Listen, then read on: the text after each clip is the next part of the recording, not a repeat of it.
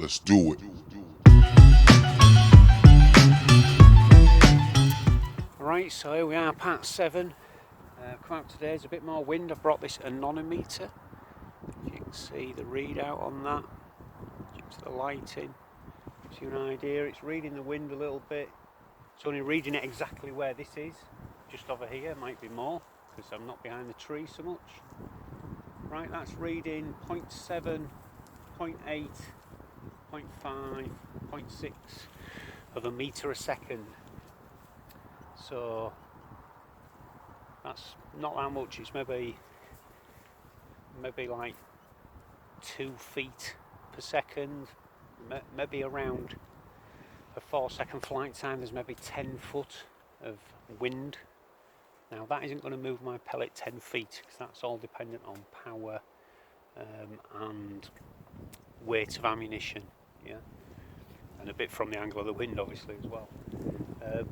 So all of that goes in to make it more predictable. So you could maybe say that there's going to be, I need to put 10 feet of windage on, so 10 feet wide of the target at that distance, just off that calculation. Let's measure again.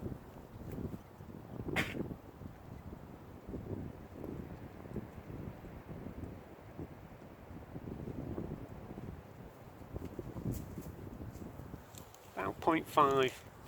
So, you know, it shows that there's a certain amount of guesswork. You can look at the actual terrain and what would our guide be here. It would be, well, here for example, it's picked right up 0.8, 0.9, 1, 1.1, 0.9, 1.4, 1.1. So over a metre a second now, which is obviously going to be 3 to 4 feet of windage per second of flight time. Now it's important, I want to just go over this, that although it's 4 seconds to shoot down there, a quarter of the distance doesn't take 1 second and half 2. Remember that isn't how it works. The first second the pellet's going much faster. It covers like maybe half of the distance. Yeah, you're going to cover in the first second, and then the remaining 3 seconds is the second half. So overall, 3 times slower overall in that second period. So bear that in mind, that if the wind's strong at the far end, it's going to have 3 times the effect rather than wind in this nearer half. In this nearer half you're going faster anyway, so you've got more energy, so you'll be more resistant to the wind, so you'll have even less effect. So the wind down there is very important. The wind up here, yeah, that will be, it's critical as well. Because once your pellet moves off on a vector and the wind slightly alters that, well, that's changing from the beginning of the flight path, which will differentiate the long-term effects of where it's going to be massively. So it is critical in this kind of wind. I mean, it's blustering out up to 1.6, 2, 2.4, 2.5, 2.6, 1.6. So what's that? 7 feet per second, maybe even more, about 7. So therefore over 4 seconds you've got 28 feet of the medium moving across. It's coming at us at an angle again today, so it's important to also remember that I'm shooting a bit into the wind, so it's going to give me a bit more hop, but overall it's increasing the drag, so I won't get as far overall. If it was nearer, it wouldn't be so bad because the pellet would hold up well because of the wind, whereas at this kind of distance I'd need to be shooting as if I was shooting much further. So I'd maybe be adding, maybe expect to lose maybe 10 yards overall. So even though this is a 145 yard shot, I'd maybe be using my ranging for a 155 yard shot, which is possible still at low power. So all these things, I know it all sounds like lots of different things you're juggling, and you are, but the more you try this, the more you do it, the more predictable it becomes, the better you become at just, your brain is a firing computer. So that moves on to the next piece of equipment that I've brought here. If I can get it to work.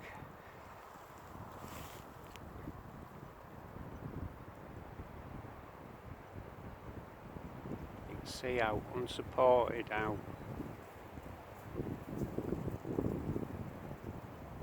unbalanced I am. And that just clips on my rifle above the scope,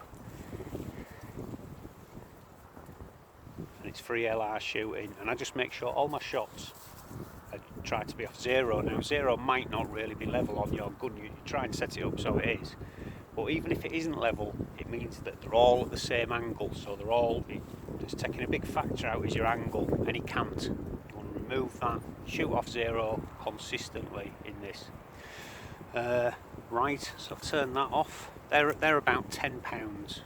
These are maybe about £10, maybe less. Both these items you can maybe get for less. Rangefinder we've already covered. This was a bit more specialist. It's a head for a tripod, so it's for shooting off. You can see it's sprung loaded, and you can just use the wheel, wind it in, put it on your tripod. See the studs on the bottom. And it's quite heavy, it's free LR shooting, you bring a reasonable tripod to put it on, you get a low tripod, you can shoot off that, and again you're just removing as much as possible about the shooter, and you're making it all about the platform and where you're pointing it, rather than, you know, your own stability and human error. Try and remove that with all these things. So that's great for, like, especially setting your gun up and making all your range cards, because you know that they're going to actually be correct. Moving on, stuff that was in my bag. .5s, unusual ammo.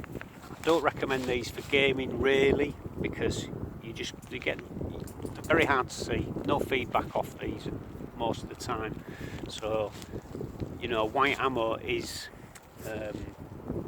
far more useful for gaming, whereas if you're trying to max range and ELR, the heavier the ammo, yeah, it's black, but you aren't going to see it at the other end. You're just going to hear if it's a hit, or you'll see the impact if you're down there, or hear where it lands. So recommend that just for max ranging. 4.8 good, you know, I recommend 4.8, or personally I actually only use 4.5s for the powers I use. But if you want to go heavy for max range and be all round good in the wind and all them kind of things, 4.8, because the white, and that's what you're going to use on the day. I've also found in the bottom of the bag here an old box of the old Super Grandmaster pellets from back in the day. I think they're quite expensive, these, maybe now, £20 a box. And these are hand sifted pellets from Japan back in the day, and they were like basically the only heavy-ish good ammo. They were very good.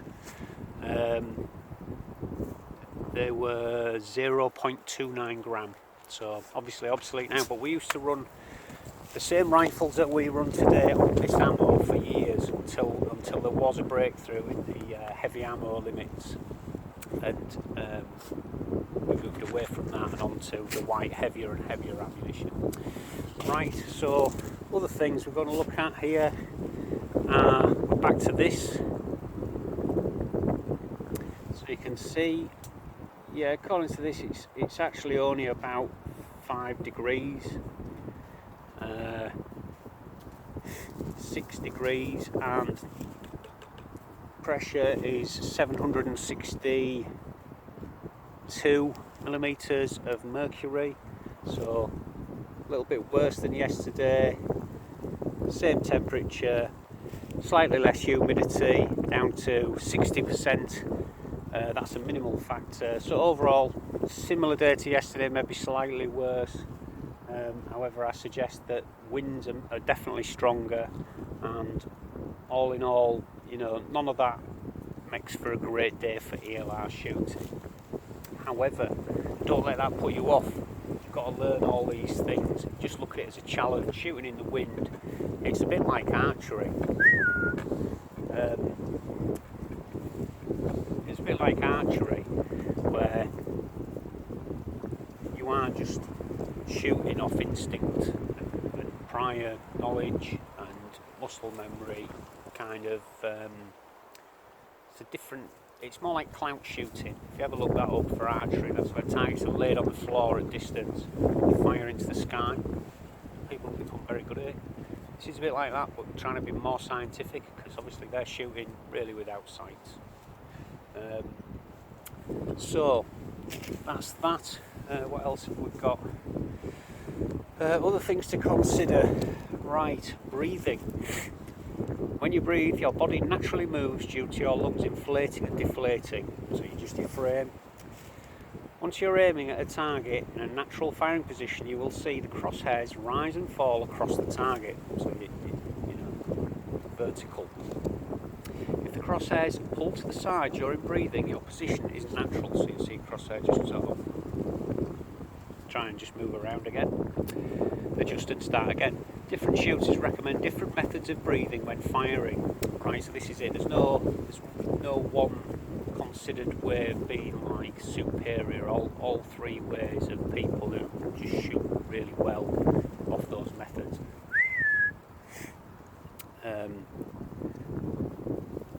You see the rise of breathing in and low of exhaling. You see each method has a pause when the trigger is slowly squeezed. Practice without even dry firing. Right, so basically get your gun, set it up, get into your position, do all your stuff, don't cock the gun, just practice. Yeah, now's when I'd shoot. Breathe, your breathing technique and your trigger control, and slowly squeeze the trigger. Nothing will happen, but you'll wear nothing out in your gun. You don't want to be dry firing your gun. Even systems that can dry fire, you don't want to be doing it, it's just wear. So that's my advice, just lots of practice firing, in effect, drill. And I've done quite a lot of that in my time, especially in urban settings where I can't actually shoot or anything like that. I've just been indoors and just practiced just all of these basic things, and it becomes very natural. Right. You see each method has a pause. Practice without even dry firing, yeah. Keep the crosshair on the target, then stood unsupported or with a coin balanced on the muzzle by your spotter. Practice until it's natural to do so. So yeah, this is like copied off things that I've seen where you put a coin on the actual very tip, the muzzle of the rifle, and they do the dry fire, and the coin does not wobble. I mean, obviously it's never going to fall off. It'd be a terrible shot if it did, because you're not actually shooting. But it's just practicing that everything's just calm and bright and click, but without even the click. Okay, so breathing. So there is a diagram here which kind of shows you people breathing in, breathing out. Yeah. So method 1. You breathe in, you breathe out, you breathe in, you semi-breathe out, and you pause. Yeah. Method 2, you breathe in, out, in. As you're breathing out, you pause and shoot. Sorry, yeah, the first one, you start to breathe in and pause and shoot. And the third one, you breathe in, you breathe out, you breathe almost fully in, you pause and shoot. Okay?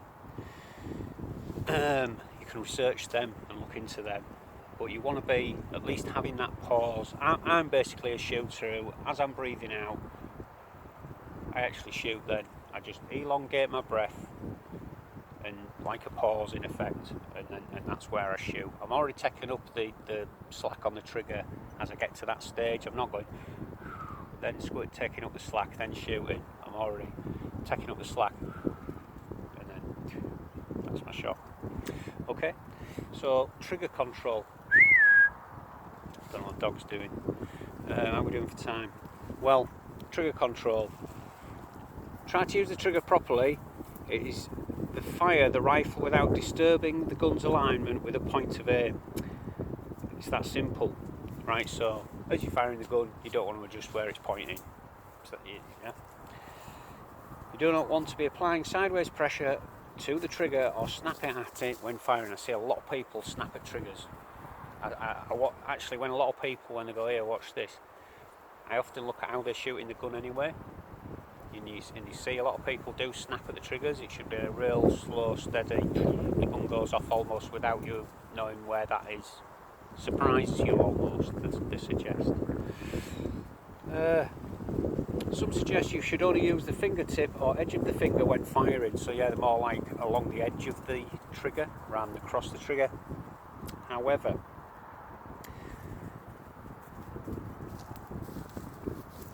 it's important to realise we all have different sized hands, so need to do what comes natural in order to maintain good dexterity and control. So do what works for you regards to where your trigger is. But I advise that you use more near the tip of your finger or the centre of that pad. Yeah, you don't want to be using this finger. That people do that. That's a speed shooting thing. It's not natural for me anyway. But you know, you just whatever works for you, that's what you want to do, as long as you can repeat it and it's consistent. Right, slowly increasing it so the rifle should go off, and you keep applying pressure to show you didn't snap or flinch upon firing. So that split second after the shot, you don't want to be like doing anything, because the BB's still exiting the barrel, and any kind of vibration is just putting an extra vector on it. It removes it from being perfect. The rifle's firing should be almost a surprise exactly when it goes off, in that tiny window of perfection. So this is it, you're looking for that perfection as you're breathing out, crosshairs are exactly where you want, you trigger, bang, that's it, it's gone. Yeah, that's what you're looking for. Everything all aligns at that one point. Follow the shot through by not releasing the trigger or moving until you've watched to the point of impact or audio feedback. So when you shoot, don't flinch, don't blink, just shoot expecting exactly what you're going to see, and look for that feedback right through to where the pellet's going, because that's going to help you in your next shot just get the adjustment you need. Okay, only then would you cycle the action or note down data. So yeah, watch, determine exactly where it is. Come on,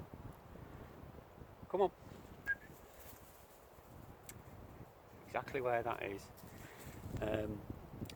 Test your trigger control by balancing a small coin on the tip of the muzzle without cocking the action or spring. Aim the rifle and squeeze the trigger and see if a friend can see the coin wobble. So there you go, that's practice. Okay, so thanks for joining us, and there'll be more tomorrow. See you then.